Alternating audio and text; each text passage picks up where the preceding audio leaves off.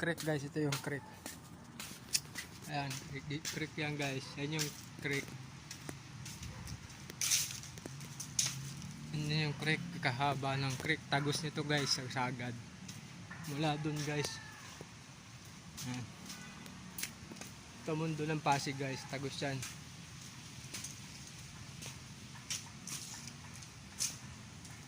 Ayan, tagos yan guys. Punta dun hanggang sa dulo, sagad guys. Sobrang ano nga lang guys, kasi mali yung mga puno guys, hindi pinuputol.